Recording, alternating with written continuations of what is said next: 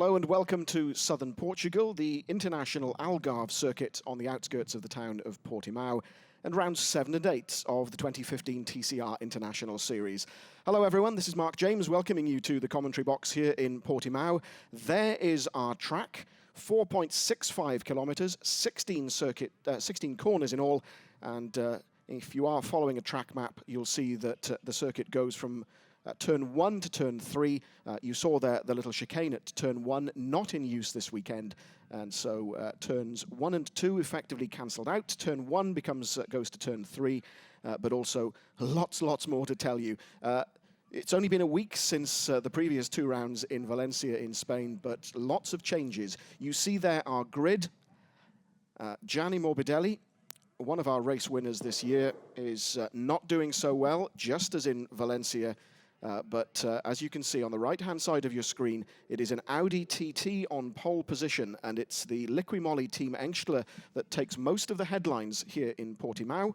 As we look at the beautiful blue skies and the air and track temperatures, it is 2 Audi Sport Competition Department drivers that have joined the Liqui team Engstler this weekend. So the Audi TTs, not in the hands of Franz Engstler and Mikhail Grachev, as we've seen for the season so far.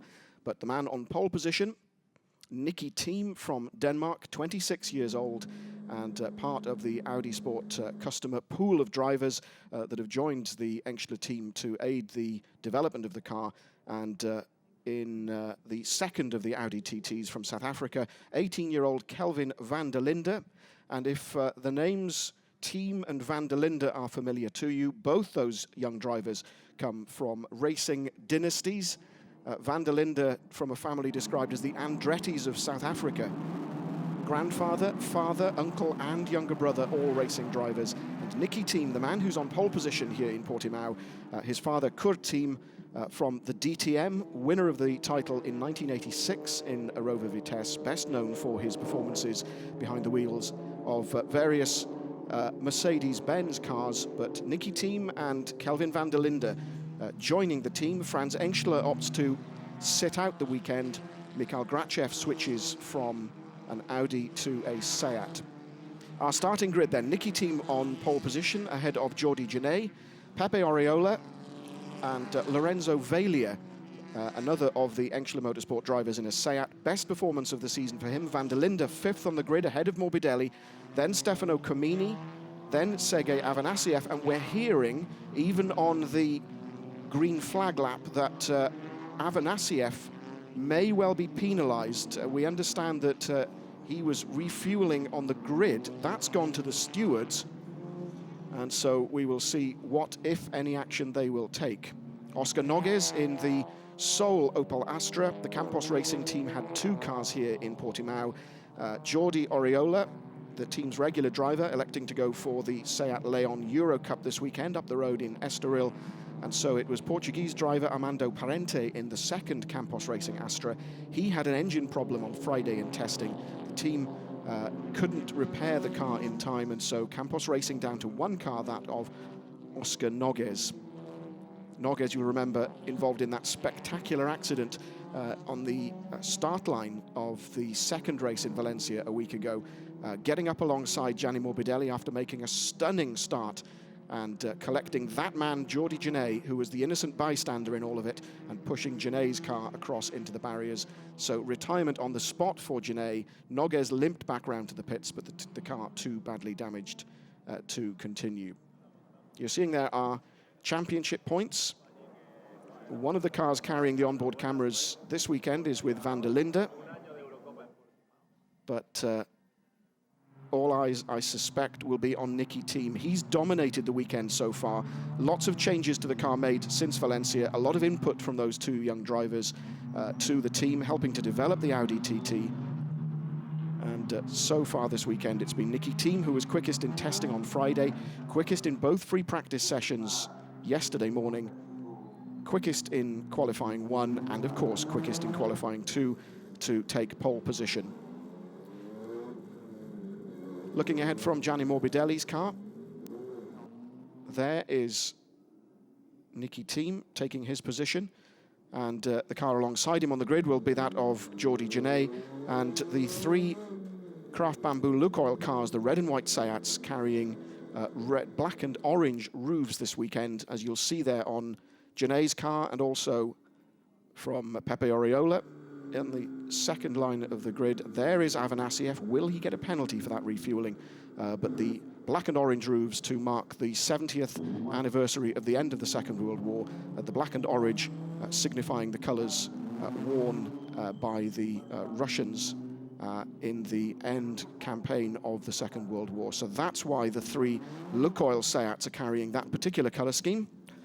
The other colour schemes I'll tell you about as we go on. There's the view from Kevin Gleason's Honda. Gleason on pole for race 2 by qualifying 10th. We're waiting for the green flag. There it is, all 16 out of the 17 entrants.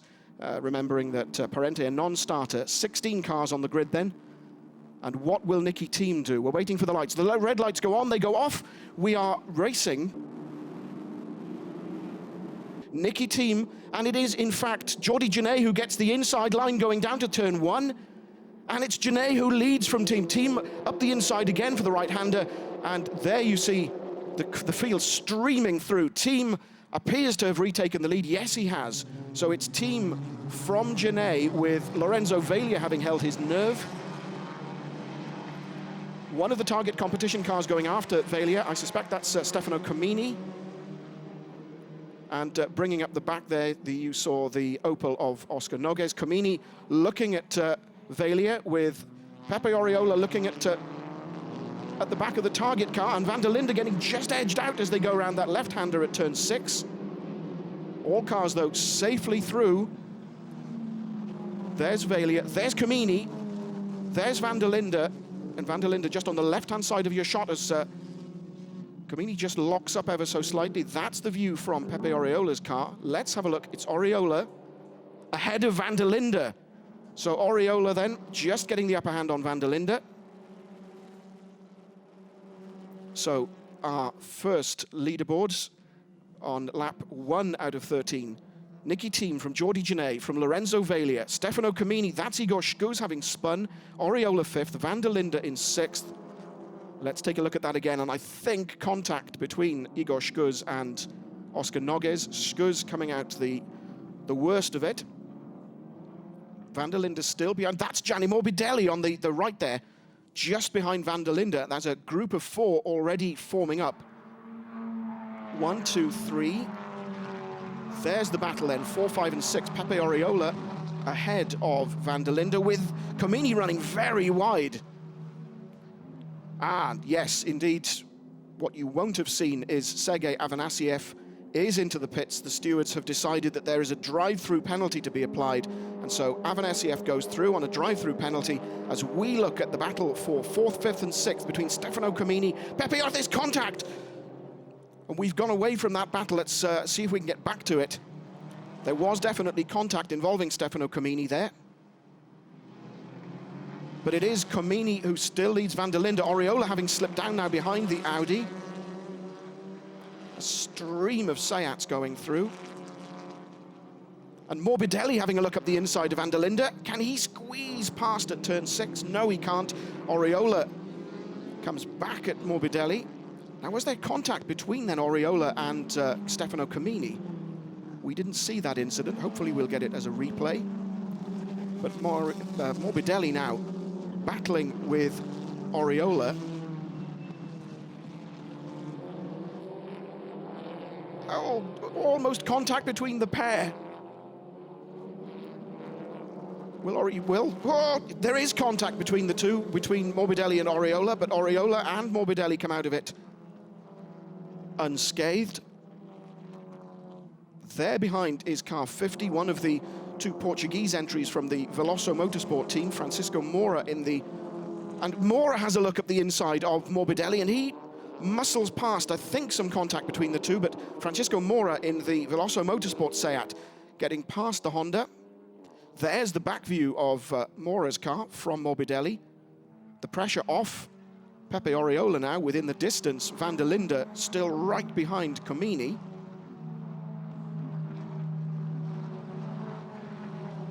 And the leaders just starting their 3rd lap. There's Genet, there's Veglia, There's Comini and van der Linde just having a look. Tyre smoke as Comini locks up slightly. Van der Linde just right up behind Stefano Comini, probably the most consistent man of the championship so far. Twice winner, the only man to have won 2 races in this TCR International Series. The winner in the very first race of the season and the winner of the second race in Valencia. You'll remember the scenes of jubilation from Stefano Comini as he was punching the air from his onboard camera on the slowing down lap in Valencia. But at the moment, Comini, Michel Nukia into the pits. That's not such good news for the target competition team. Nukia, one of 3 drivers carrying success ballast here in Portimao. He's carrying 10 kilos. Stefano Comini carrying 20 kilos. And with the advantage that the Audis have over the Seats, and particularly that extra 20 kilos that Comini is carrying, you'd say that van der Linde has the slight upper hand. The driver heaviest of all, although that doesn't seem to be bothering him, is Pepe Oriola. Away into the distance, scrapping. And that's Morbidelli coming back at Francisco Mora. Mora keeping the advantage though, and Morbidelli, there's contact between, that's Comini, so that would suggest contact between van der Linde and Comini, with Oriola going around the outside now, 3 abreast as they go around turn 15, the penultimate corner, with Oriola just behind that scrap. Van der Linde just giving way to Comini with Oriola, the 3 running pretty much together. This is the battle for 4th, 5th and 6th. Second Genet just leaving your screen, then Valia, and Comini moves across to block van der Linde, but van der Linde moves just ahead. Van der Linde on the start-finish straight takes 4th place from Stefano Comini, with Oriola moving up the inside as well. Oriola goes through though on the inside for the right-hander. Comini locks up slightly and moves back ahead of van der Linde. And has Oriola moved back? No, Oriola just has to. He's off ever so slightly. Van der Linde just keeps the place. There's our leader. Niki Team, then Jordi Genet, then Lorenzo Valia, then Comini, then van der Linde, then Oriola.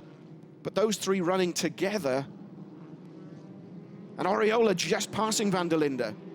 7th is Morbidelli that you see there. Francisco Mora 8th. Mikhail Grachev in the Seat up to 9th. Now, is this the... Yes, this is the contact that I was referring to earlier between van der Linde and Comini, spinning Comini across the track. Let's see it again from van der Linde's car. Contact with Comini. Van der Linde goes through. But as things currently stand, it's van der Linde who's slowing, it would appear. The 2 Seats scrapping with him. Both look very similar. The bluey grey Seat is Francisco Mora. The white Seat with the black roof, black bonnet and black stripe is Mikhail Grachev in the Engstler Seat. The Engstler team running 2 Audis and 2 Seats this weekend. There's the view back from van der Linde's car to the 2 Seats. It's Mora on the right, Grachev on the left.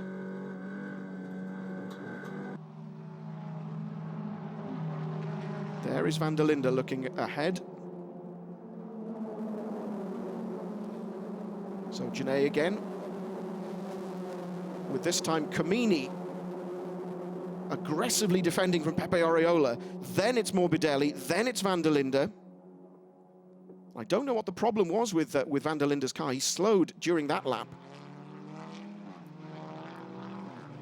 Oriola still scrapping with Comini. And remember, Oriola, 30 kilos heavier. Comini, 20 kilos of ballast. And the man with 10 kilos, Michel Nukia, is already in the pits. 3 abreast. They come down to turn 6. Has Comini got the upper hand? Yes, he has. Pepe Oriola. Then it's Gianni Morbidelli. Van der Linde right up behind them. Those 4 running together. This is the scrap for 4th, 5th, 6th and 7th, remember. So Comini coming right back at Pepe Oriola. And as I was saying, Comini carrying 20 kilos of success ballast.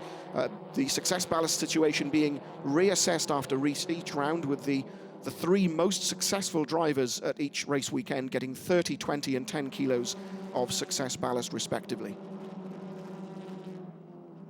Morbidelli having a look.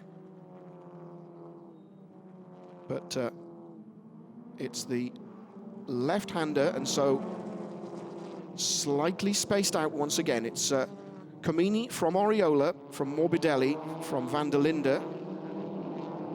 This is turn 15, the long downhill, long hairpin right, and Morbidelli is having a look.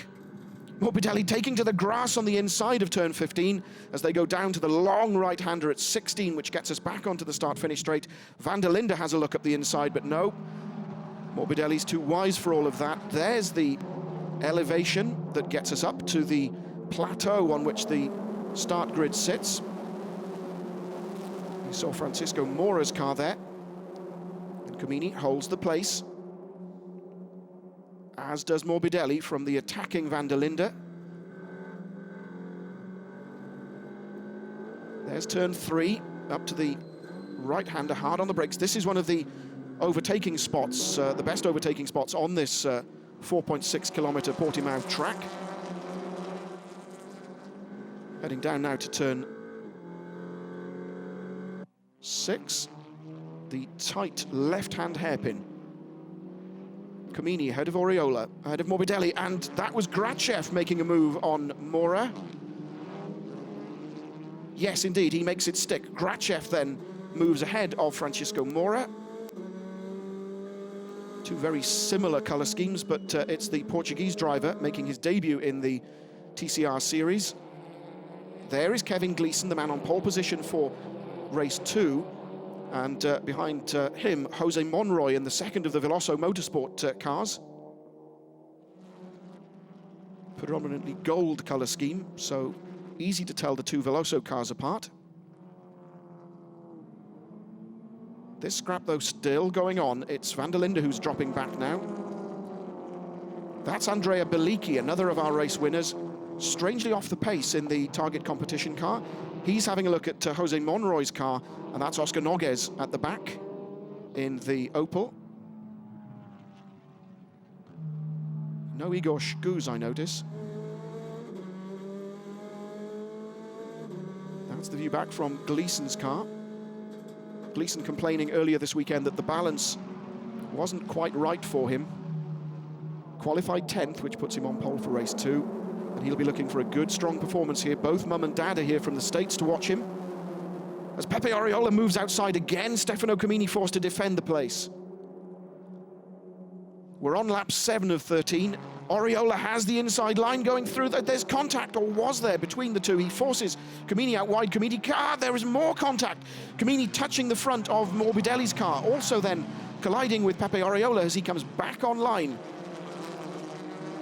And it's van der Linde who sneaks past Gianni Morbidelli. Morbidelli slowed by that collision with Comini. Comini, though, comes away from it unscathed. There's blue smoke trailing from Oriola's car, which suggests some bodywork damage, suggesting possibly rubbing on the tyre. Grachev also moves through, and the loser in all of that, it would appear, would be Gianni Morbidelli, who's now behind Mikhail Grachev, who must be wondering what on earth happened there. Grachev having to come to terms with a new car this weekend at the very last minute as Andrea Bellicchi dives up the inside of Jose Monroy to take the place. The car's running slightly wide. Let's take a look at that back again. Now watch as Comini comes back in, touches the front of Gianni Morbidelli's car, spins, and then touches Oriola, forcing him wide. And a view then from Gianni Morbidelli's car. He's the one that comes off worse out of all of that, with both Oriola and Comini relatively unscathed. Up the inside goes van der Linde. So van der Linde takes the place from Oriola, with Comini ahead. So Comini 4th, van der Linde now 5th, Oriola 6th. As our onboard camera freezes slightly. There's Comini, then van der Linde, Oriola, Grachev, then the two Hondas are running together. So Gleeson also having taken advantage of that situation. Gleeson now right up behind Gianni Morbidelli. Let's look down the start-finish straight. Gleeson weaves out. Has he got the line for the right-hander at turn 1? Yes, he has. Gleeson takes the place from Morbidelli. there's our top 6 then. Team from Genet still leading. Lorenzo Veglia 3rd. Gleeson has overtaken Morbidelli for 8th. Grachev ahead of them. You see there Grachev just behind the Craft Bamboo Lukoil car. There are the 2 Hondas of Gleeson ahead of Morbidelli. And Skuz running way, way down the field in the 3rd of the Hondas. As you see there in the background, Oscar Noguez having a look up the inside of Andrea Bellicchi's car. And Noguez having overhauled the Veloso Motorsport car of Jose Monroy. And Noguez taking a look up the inside of Bellicchi, but I don't think he was close enough to make that stick. There is the contact between Bellicchi and the unfortunate Morbidelli, again coming off 2nd best. So contact then between Bellicchi and Gianni Morbidelli. Let's take a look at that. There is the blue Seat going up the inside of Morbidelli. The 2 touching, Morbidelli spinning, Noguez going through as well. There's the incident from the other angle. Bellicchi going through, and I think being touched by Noguez as well. There's the view from Morbidelli's car spinning around, Noguez and Monroy going through. And Morbidelli still stranded out on track. Will he get going again? Oh, look at that, rear left puncture for Pepe Oriola. So the body damage I mentioned a lap or 2 ago, clearly having an effect as we look at our top 3 large gaps. And this is the view from Oriola's car. He goes straight on. So that, I would suspect, is the end of Oriola's race with that rear left puncture. Yes, indeed. Jordi Genet, though, upholding team honours for Craft Bamboo Lukoil, 2nd, with Lorenzo Veglia. The best performance of the year from the young Italian driver. 3rd, he qualified 4th, and the gaps now between 1st, 2nd and 3rd, fairly generous, you have to say. Nicky Team, our leader, Jordi Genet. There into the pits comes Pepe Oriola to get that puncture changed. But 1, 2 and 3, Nicky Team from Jordi Genet from Lorenzo Veglia.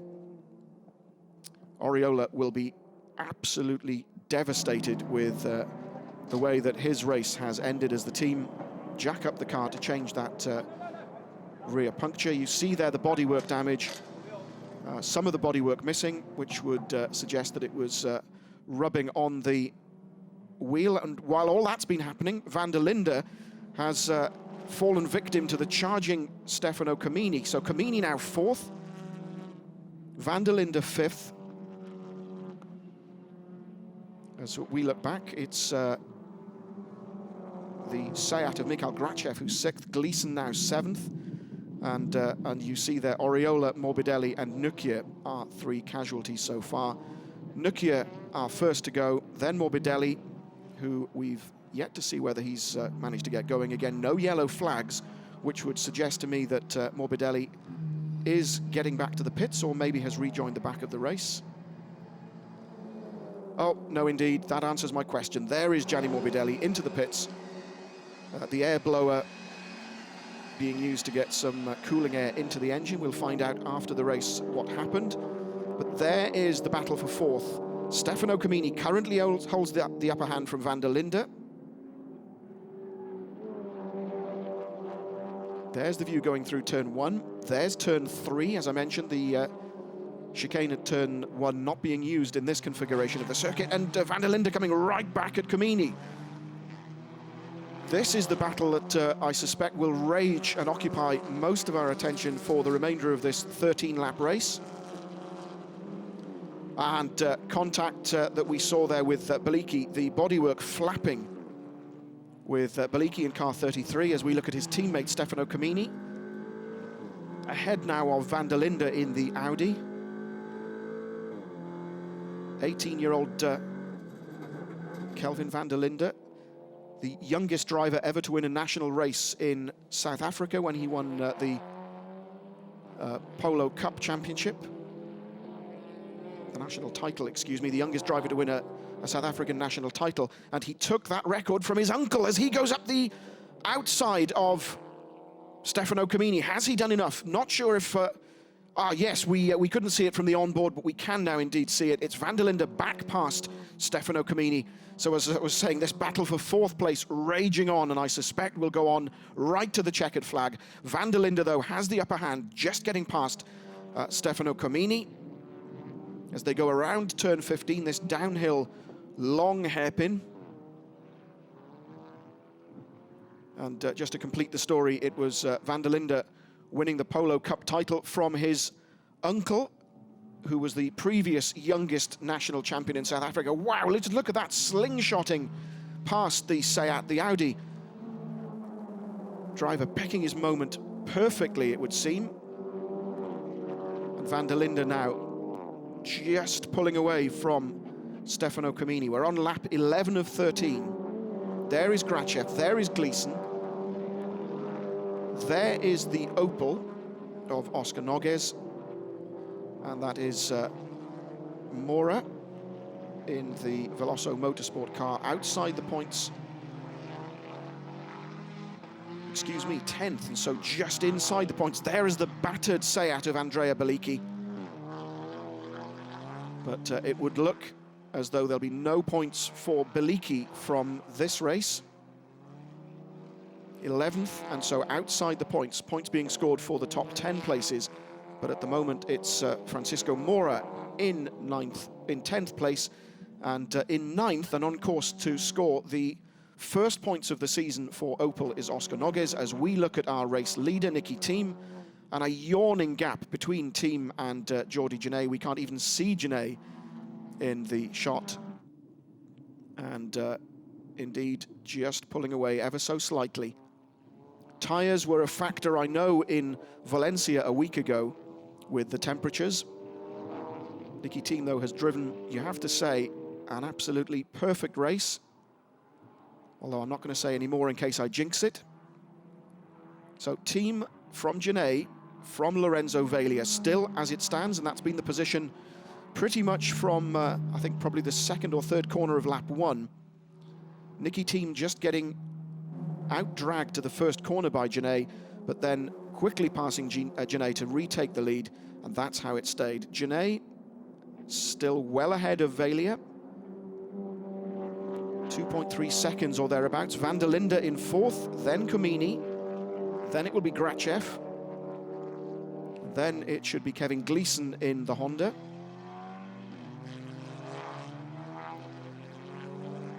Indeed it is. Ahead of Monroy, Nogues and Mora in the remainder of the point-scoring places.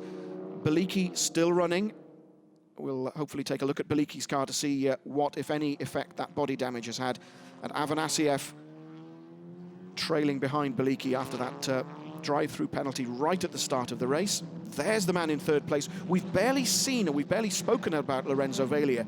Such has been the excitement behind 3rd place. But Lorenzo Veglia will be absolutely delighted with 3rd place if he can hang on for another lap and a half. We're on the penultimate lap, 12 of 13. And at the moment, the Engstler Liqui-Moly team have 2 cars in the top 3, 3 cars in the top 4, and 4 cars in the top 6. They will be absolutely delighted with that, and their invitation to the Audi Sport customer team to bring in their development drivers. There's Kurt Tremmel on the right of your screen, the team manager of the Engstler Motorsport Liqui-Moly team. Just keeping his fingers crossed, I suspect, that everything will stay just as it is. And if things do stay as they are, Niki Thiem will become the 6th driver to taste victory in the TCR International Series this year. Jordi Genet in 2nd, then Lorenzo Veglia in 3rd. It's Kelvin van der Linde in 4th. There's the gaps, there are the gaps, I should say, between Niki Thiem and Jordi Genet as Thiem starts his final lap. Will this finally be victory for an Audi? Will Audi become the 3rd winning manufacturer of the TCR International Series this year? I dare say Jordi Genet will be keeping his fingers crossed in 2nd place, but that is a huge gap from 1st to 2nd, and another big gap from 2nd to 3rd. as we stay with Nicky Thiem on his final lap of 13. You have to say that that scrap for fourth place was extremely entertaining between Thiem's teammate Kelvin van der Linde, but it would appear that the battles aren't over, even though we're on the final lap. That's Jose Monroy coming back at Kevin Gleeson. This is the scrap for 7th place. Behind there you see Oscar Noguez in the distance in 9th, on course to score his and the Campos Racing's team's first points of the season, as Monroy looks up the inside of Gleeson. And the two, it would appear, alongside, but no, Gleeson just hangs on, keeps his nerve, and Monroy, it will appear for now, will have to settle for 8th place. He has another little look going around the right-hander. That's turn 13 going down to 14, the tight left-hander, but only 2 more corners remain for that battle as Nicky Thiem, our race leader, rounds turn 16. There is the checkered flag awaiting Nicky Thiem, and so, to his and the team's delight, Nicky Thiem takes the checkered flag for the Engstler Liqui-Moly team. Congratulations, backslapping and smiles all round on the pit wall. Congratulations to them. Lorenzo Veglia finishes 3rd for the team, van der Linde 4th, Comini 5th, and Mikhail Grachev makes it 4 of the Liqui-Moly Engstler cars in the top 6. So both Audis and both Seats from the team finishing in the top 6. Wow, there is the Opel of Oscar Noguez, indeed claiming his first points of the year. Gleeson managing to hold off Monroy. And it's Francisco Mora who finishes 10th and picks up the single point. Avanasiev gets ahead of Beliki by some means. And so Avanasiev, 11th, no points for him. And so the team will be asking questions as to that refueling situation on the grid, why that occurred.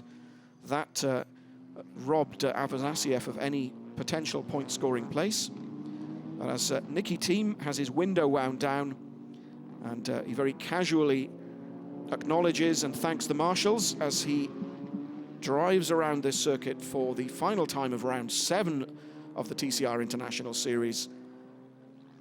There, the winning margin just over 4 seconds, with Veglia a 1.5 seconds or so behind Genet. And it would appear that the gaps between 1st and 2nd and 2nd and 3rd did close up ever so slightly in the last few laps.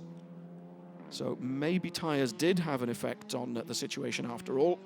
But Nicky Thiem, more used to driving rear-wheel drive, rear-wheel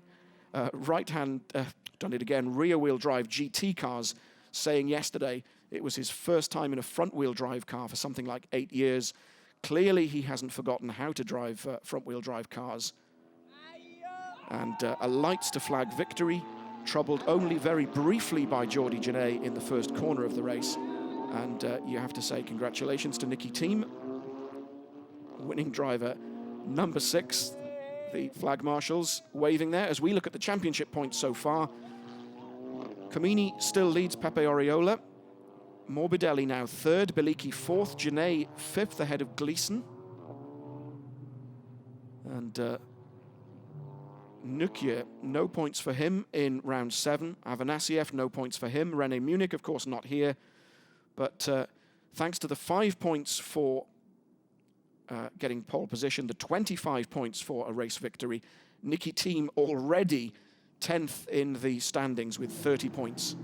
There he comes into the holding area at the end of the race. And I'm sure there will be smiles and hugs from the team. The unfamiliarity of Lorenzo Veglia with the finish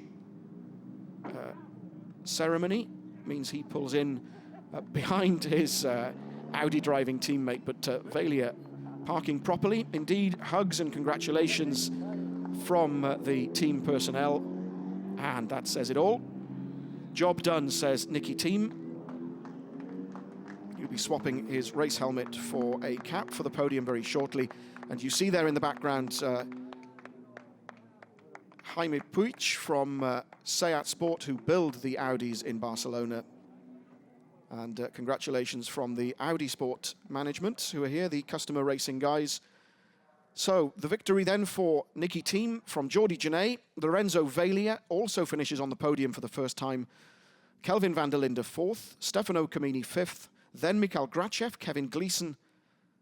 It's Monroy who finishes 8th, with Oscar Noguez and Francisco Mora rounding off the top 10. Avanasiev, Beliki, Skuz, Oriola, Morbidelli and Nukia, the remainder of the places. The results then of round 7. Let's talk to our race winner, Nicky Team. He's down in the pit lane. Our reporter this weekend is Fabio Ravaioli.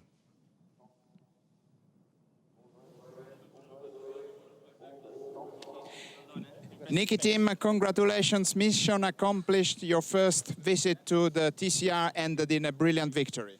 Yeah, I'm so happy. It was a tough weekend for us. We came here unexpected and had to find some performance in a car that wasn't that good. And yeah, I'm happy for Audi and especially for the team who put so much work into this season. And yeah, just happy. And now we have to work for the second race. It'll be a tougher job this time. It was a lights to flag victory. You bid farewell to everybody else, so everything was as expected. No problems with the car whatsoever. No, Jordi had a really good start. I thought I had a really good start, and then I suddenly saw a red car on my window, and yeah, then I tried to take him fast, and I could do it in the first corner already, and yeah, we're happy. I was struggling a lot with the tires in the end, but yeah, it's really warm here in Portugal. Thank you very much. Thank you, Fabio. And indeed, confirmation there from Nicky Team that tyres were a bit of an issue. And as I was saying, Nicky Team already having done enough in qualifying and race 1 here in Portimao to put him 10th on the drivers' leaderboard. But a 24-point advantage now Stefano Camini has over Pepe Oriola, thanks to that non-finish. Morbidelli just a point behind. And we look down to some of our drivers that have appeared once or twice in the series at the bottom of the drivers' standings, with Norbert Toth, Ferenc Fixer, both those drivers from the Zengo Motorsport team rejoining the series later in the year, it's hoped. That then was round 7 of the 2015 TCR International Series. Let's remind ourselves of some of the highlights of what was an extremely exciting race, particularly that scrap for 4th place. And we'll get ourselves ready for round 8 up and coming shortly.